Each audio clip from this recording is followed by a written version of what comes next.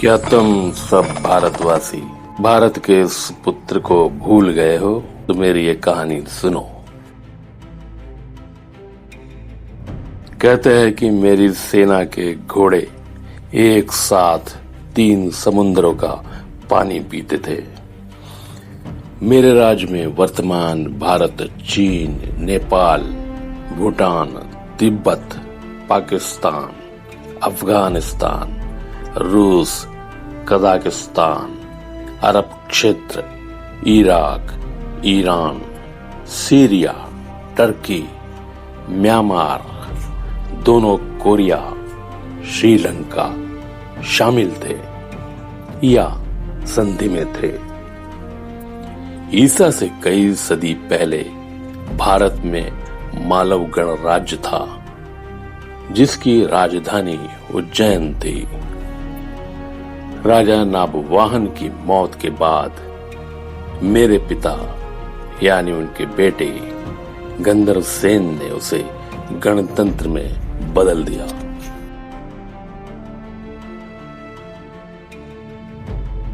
ईसा के 100 साल पहले शकों का भारत पर हमला शुरू हुआ। यूनान का बैक्ट्रिया जीतकर शक भारत पर टूट पड़े। सिंह से आंध्र तक शक छा गए। तब 4 शक राज करते थे। उनके आचरण भ्रष्ट थे। एक बार उज्जैन में एक जैन साध्वी आई। उसके रूप ने गंधर्व सेन को मुग्ध कर लिया। उन्होंने उसका हरण करके उससे विवाह कर लिया। इन्हीं साध्वी के भाई जैन मुनि कालिकाचार्य ने देशद्रोह करके बदला लेने की नियत से शक राजाओं को हमला करने के लिए तैयार किया। उन्होंने चारों तरफ से हमला करके उज्जैन को जीत लिया। शोषित राजा बन गया। गंधर्व सेन साध्वी और अपनी रानी सौम्य दर्शना के साथ विंध्याचल के जंगलों में छुप गए। साध्वी सरस्वती ने गंधर्व सेन को पति मान लिया और उनके बेटे भर्तृहरि को जन्म दिया। 3 साल बाद माँ सौम्या ने मुझे यानी विक्रम सेन को जन्म दिया। उधर गंधर्व सेन शिकार करते हुए शेर के शिकार होकर मारे गए।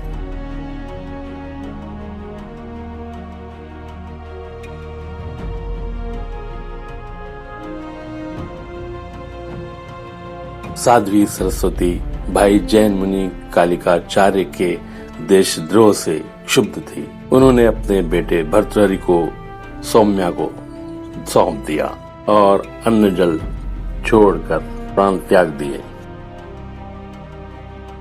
माँ सौम्या भर्तृहरि और मुझे लेकर कृष्ण नगरी में अज्ञातवास करने लगी। हम दोनों बेटों को पता चल गया कि हमारे पिता गंधर्व सेन को हराकर शकों ने उज्जैन पर कब्जा कर लिया था और शक लोगों पर बरसों तक अत्याचार करते रहे। मैं जब जवान हुआ तो भीषण योद्धा बन चुका था। तलवार, तीर कमान, त्रिशूल, परशु चलाने में मेरा कोई सानी नहीं था। मैंने अपनी सेना भी बना ली थी। अब वक्त आ गया था भारत से शकों को खदेड़ कर बाहर करने का। मैंने अपने मित्रों से सलाह ली और फैसला किया उज्जैन में जमे शोशाद और उसके भतीजे खरोस को लड़ाई में हराने का। एक दिक्कत थी कि जब उज्जैन पर हम हमला करेंगे तो सौराष्ट्र के शकराज भूमक और तक्षशिला के शकराज कुशुलुक उन्हें बचाने को दौड़ पड़ेंगे। तो हमारी शकों की विशाल सेना के साथ भयंकर लड़ाई होगी। तब मित्रों ने वचन दिया कि जब तक मैं उज्जैन नगरी को जीत नहीं जाता वो उन शकराजों को मेरे पास भी नहीं फटकने देंगे। मेरे मित्र थे सौवीर के युवराज प्रद्युम्न, कुनिंद के युवराज भद्रबाहु, अर्मगुप्त जैसे। अपनी सेना को बढ़ाने की जरूरत थी। गांव-गांव में शिव मंदिरों में भैरव भक्त बनाकर जवानों को भर्ती किया गया। उन्हें त्रिशूल दिए गए, हथियार चलाना सिखाया गया। जंगल इस काम में बड़ा काम आया। शकों को इतने बड़े अभियान की कानों कान खबर तक नहीं लगी। भैरव सैनिक हो गए 50,000।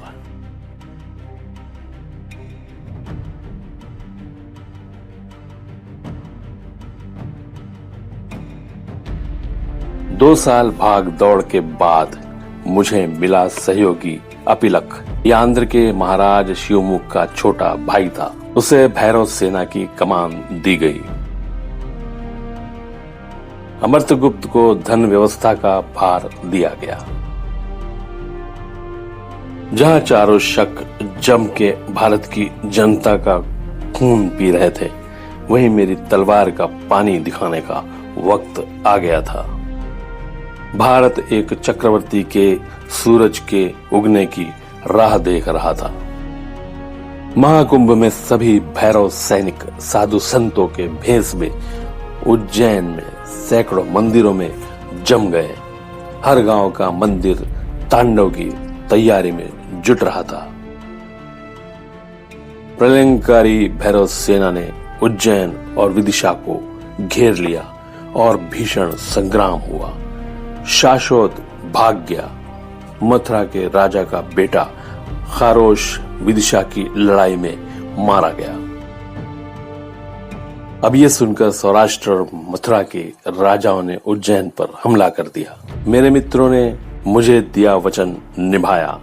उन्होंने सौराष्ट्र के राजा भूमुख को भैरव सेना की आंधी के साथ राह में घेर लिया और बुरी तरह रौंद दिया।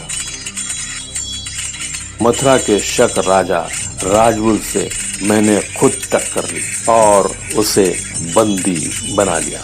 आंध्र के महाराजा के छोटे भाई अपिलक की कमान में भैरव सेना ने वो तांडव मचाया कि शक सेना के छक्के छूट गए और उसे खत्म कर दिया। मैंने भाई भर्तृहरि को उज्जैन का राजा बनाया। तीनों शक राजाओं की हार के बाद चौथे शक राजा कुशुलुक ने मुझसे संधि कर ली। मथुरा के राजा की महारानी ने मेरी मां सौम्या से माफी मांगी और उनकी सहमति से अपनी बेटी हंसा से मेरा विवाह कर दिया। मेरे भाई भर्तृहरि ध्यान योग के साधक थे।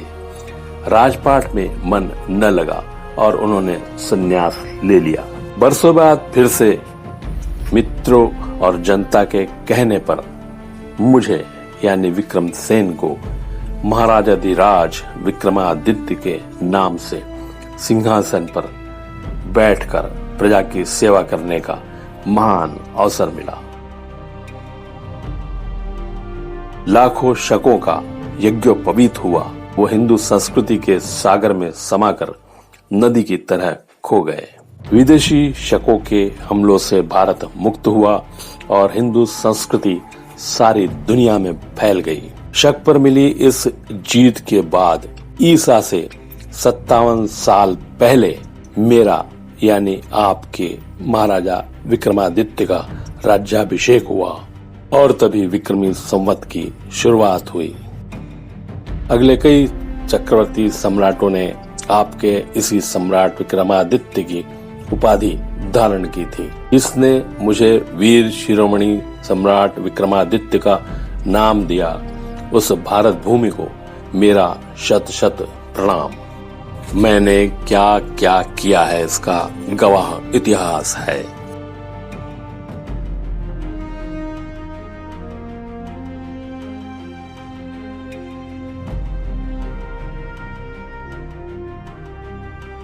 मेरे दरबार में थे नव रत्न, धन्वंतरी,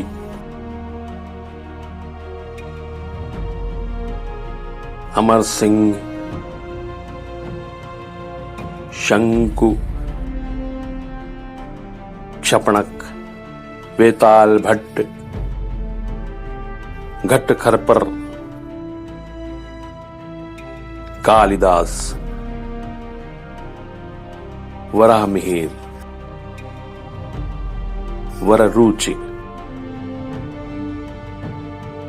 मेरी सेना में थे 3 करोड़ सैनिक, 10 करोड़ वाहन,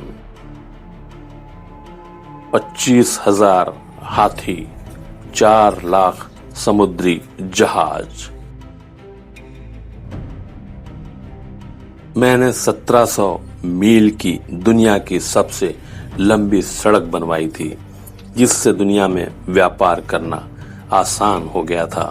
मैं राज्य की जनता का हाल जानने छद्मवेश में नगर में घूमता था।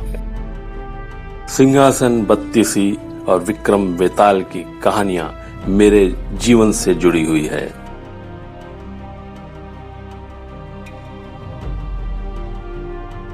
मैं 117 साल जिया हूं, राज 100 साल तक किया है।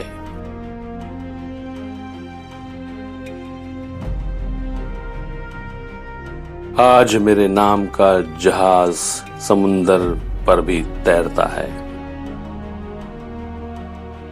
मेरा नाम चांद पर भी गया है। मेरा नाम मेरे जन्म से पहले ही भगवान शिव ने रख दिया था, विक्रमार्क, विक्रमादित्य यानी पराक्रम का सूर्य। मैं परमार वंश का 8वां राजा था। मैंने 20 साल की उम्र में ही शकों को पूरे एशिया से खदेड़ दिया था। मेरा राज्याभिषेक दिवाली के दिन हुआ था।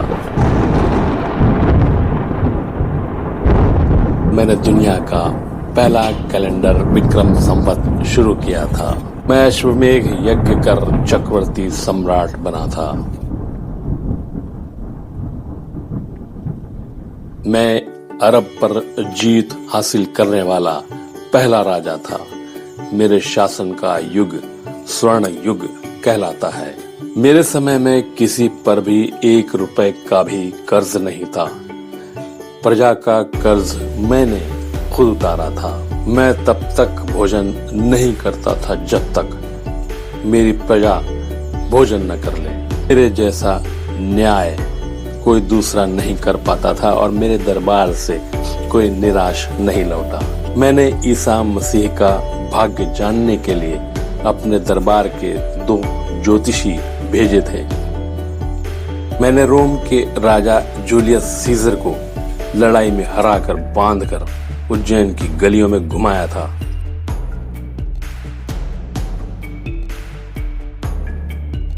मेरा न्याय देखकर देवराज इंद्र ने 32 पुतलियों वाला सिंहासन दिया था, जो 1100 साल बाद मेरे वंशज राजा भोज को मिला था। सिकंदर तो मेरे आगे बौना था। मैंने अयोध्या में राम जन्मभूमि और मथुरा में कृष्ण जन्मभूमि के मंदिरों का निर्माण कराया था।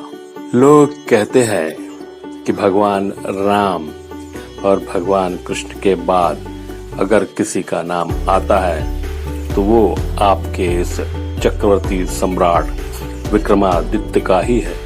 जय शिव शंभू, जय शिव शंभू, जय शिव शंभू। तो ये थी चक्रवर्ती सम्राट विक्रमादित्य की कहानी, उन्हीं की जुबानी।